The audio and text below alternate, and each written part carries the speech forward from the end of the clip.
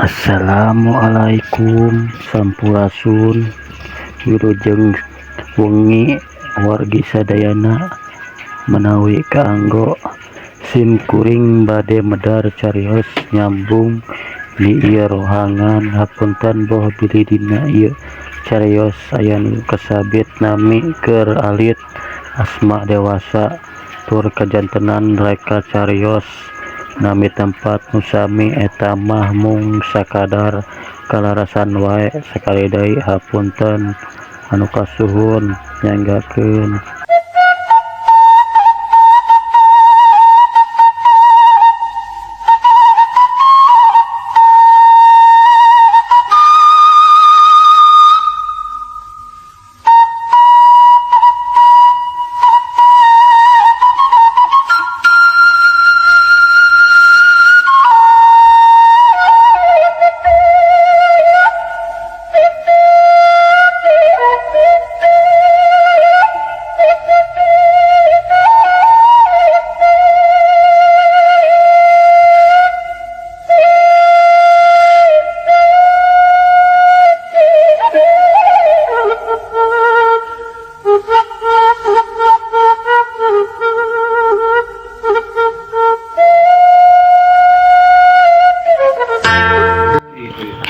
Tapi nya eta oge tarak meureunnan nyi da ukur cek beja kuring ngomong kitu teh ngan ayeuna yeuh mun arek hidit ka laut selatan teh iraha waktuna soalna pan Johana keur nandangan tatu leungeun aya nu nyabet kalem mang tilu poe deui oge kuring cager moal lila.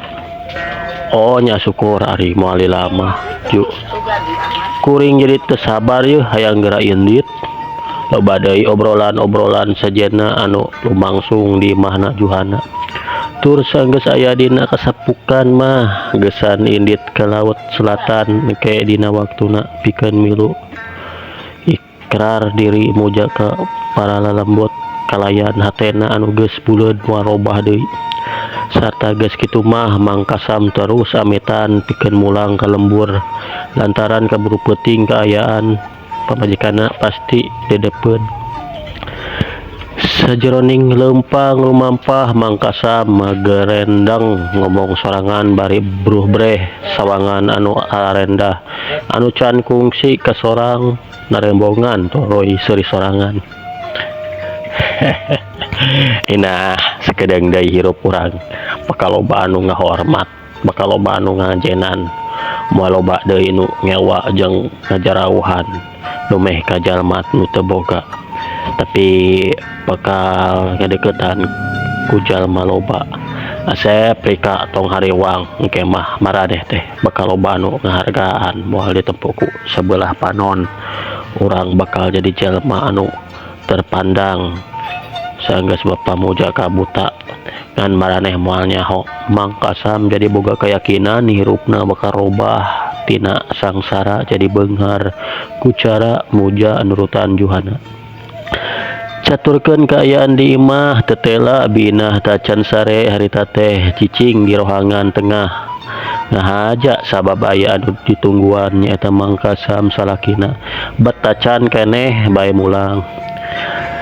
Sakitu geus wanci peuting mungguh taradi biasaana.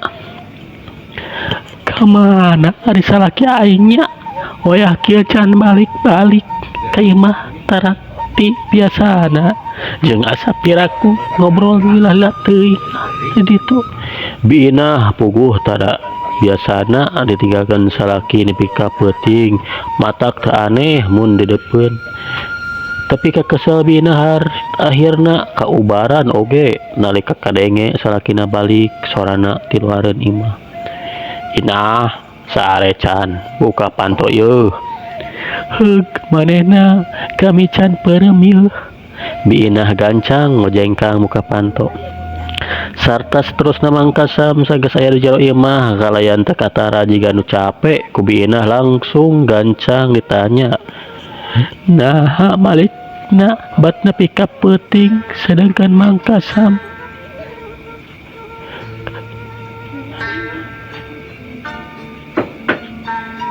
nah balikna bet tapi kapeting sedangkan Mang Kasam kapaksa waktu ditanya teu ngajawab kalayan saujratna. Mang Kasam ukur ngajelaskeun yen engkong cengli pangna jadi bager teh sabab ngahaja mancing sangkan dirina kudu daek dipindahkeun ke tempat anu sejen teu nungguan toko deui. Gaji mah cek Mang Kasam lumayan sakitu teh gede matak piinah gancang nembrong ngomong nganaha-naha bat nolak kana tawaran kong cengli. Tapi sanggeus dijelaskeun deui mah alasanana kumaha kakara bina ngarti. Seterusnya kumaha tukang akang keukeuh arek keluar gawe kuli macul ka sawah atau ka kebon panan teu bisa ngarit tobana puguh teu boga. Tenang, akang geus gilig pikirin arek nyaba ka kota jeung sobat arek neangan pabrik anu tanpa narima ijazah sakola cek Mang Kasam. Reus we nu aya bina ngadenge salakina arek nyabaan teh ka kota lantaran memang eta pisan nu dipiharap ku bina oge salakina hayang sina ngalaman nyaba ka kota usahana. Dari di kampung-kampung teuing mah puguh asa eueuh pisan hasilna ese jalan pikeun keluarna. Hayang kuli macul heueuh sidik teu bisaeun teuing gengsi meureunna. Sedengkeun di eta lembur para nom-noman lolobana ka kota kolot-kolotna tani binah kadenge nyarita deui nawaran dahar ka salakina. Nya syukur atuh akang ari kahayang mah nyabaka kota nyiar usaha dan memang eta pisan kahayang abdi oge akang nyaba ka kota tah ayeuna akang keur dahar ayeuna mah bisi lapar Cek diita Mang Kasam teu kaleken kentak ke dapur deker dahar jeung beuleum asin bina teu wawa kaloba deui tatanya sok sanajan bener hatina dientepan ku rasa kapanasaran aya tanyakeun anu daria. Tapi ku sabab kaayaan wanci peuting jeung geus tunduh geus dalahar teh terus bae duanana muru enggon sarare kalayan tiba. Sebalikna pikeun Mang Kasam puguh aya alusna pamajikan teu loba tetanya sebab sok inggis kaceletot ngomong.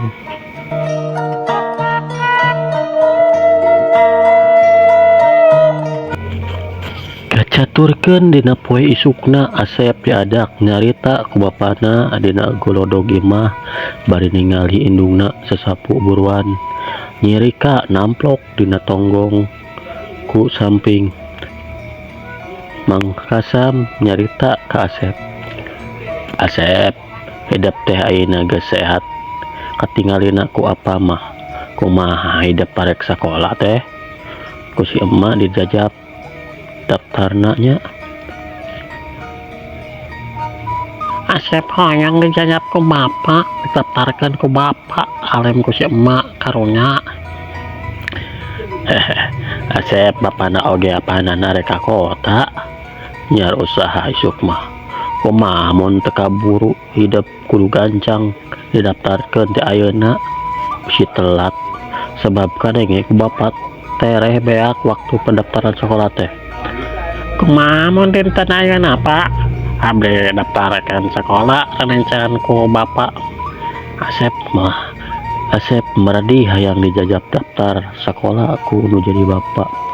Mang Kasam imut bari ngomong deui.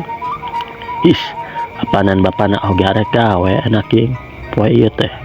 Sapoe deui ieu teh diisi ku di sapoe deui ieu diisi engkong cengli. Jadi wayahna bapak moal bisa maturan hidup daftar sekolah. Beina anu kekarak beres nyapuan runta harita nyamperkeun terus miru ngobrol. Bina ngadenge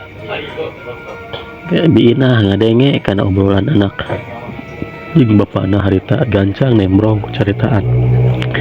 Nah, Kang poe ayeuna harek gawe deui kitu.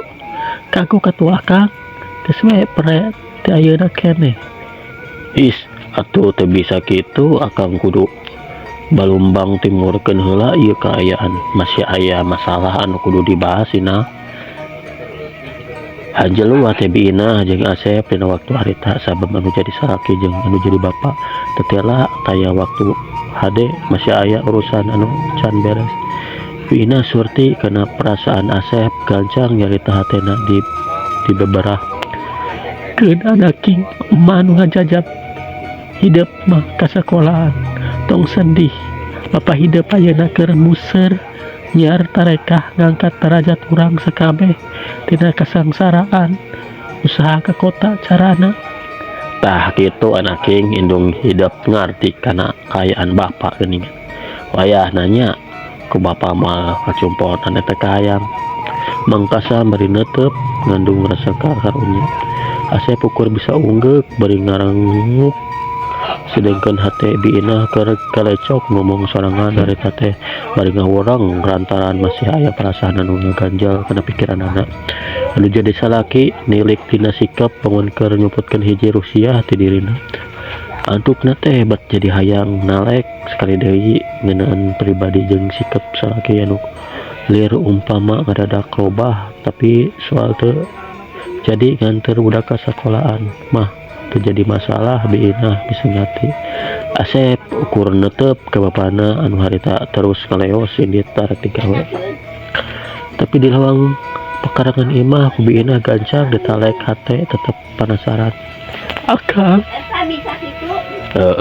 kumaha ina ya naon bae abdi tumanya deui kitu Kang oh sok arek nanya naon deui kitu ina teh gening meuni jiga anu penasaran pisan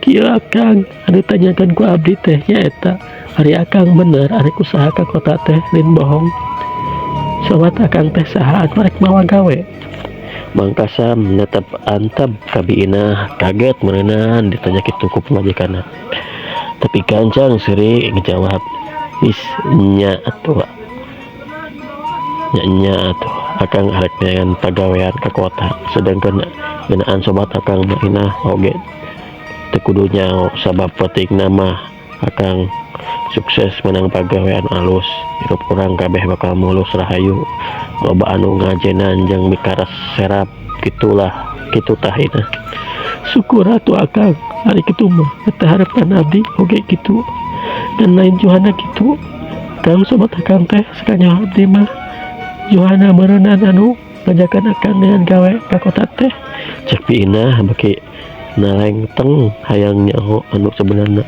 is lain ina sobat Akang lain anu ukur hiji ya deui selain ti uju oh ari sugan abdi Johana geuning lain saha teh atuh ari lain uju mah Kang lain sobat Akang anu ieu mah ngaranna oge Abah Sumarta umurna mah can kolot-kolot teuing ngan ketelana we di abah-abah celeng-teng kitu mangkasam kepaksa ngebohong jawabanna teh waktosna penyekapan pemirsa kendai terus kendai atur nuhun.